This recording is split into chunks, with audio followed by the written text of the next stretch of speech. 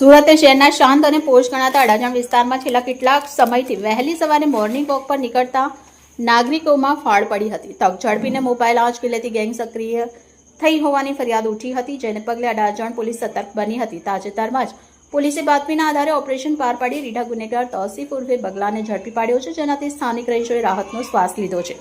Surat police હંમેશા ગુનેગારોને જેલના સળિયા પાછળ ધકેલવા માટે તત્પર રહે છે અને આ કિસ્સામાં પણ અડાજણ પોલીસ મથકની ટીમે પ્રશંસનીય કામગીરી કરી છે. પકડાયેલા આરોપી તૌસીફ ઉર્ફે બગલો આસિફ શેખ મૂળભૂત રીતે રીઢો ગુનેગાર છે. તેની મોડસ ઓપરેન્ડી વહેલી સવારે નિર્જન રસ્તા પર ફરવા નીકળતા લોકોને નિશાન બનાવવાની હતી.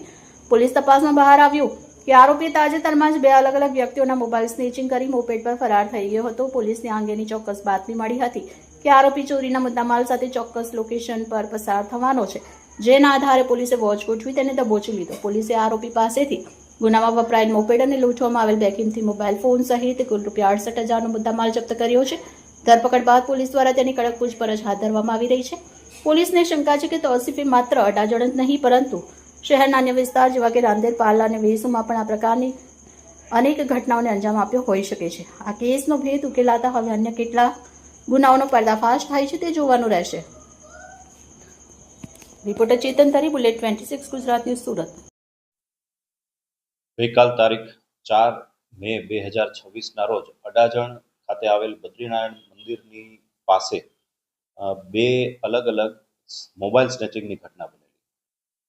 ઘટનાની ગંભીરતાને ધ્યાને લઈ સિનિયર અધિકારીઓ સહિત ઘટના સ્થળે જઈ તપાસ કરી અને ગુનો ડિટેક્ટ કરવા માટે વિવિધ ટીમો બનાવી અને પ્રયત્નો શરૂ કરવામાં આવેલા, જેમાં ટેકનિકલ ઇન્ટેલિજન્સ અને હ્યુમન ઇન્ટેલિજન્સના આધારે આ સ્નેચિંગની ઘટનાને અંજામ આપનાર આરોપીની ઓળખ થયેલ.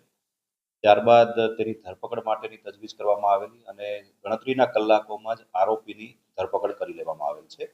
તેની પાસેથી 2 મોબાઈલ પણ કબજે કરવામાં આવેલ છે, જે આરોપી દ્વારા ફરિયાદીઓ પાસેથી ઝૂંટવવામાં આવેલા.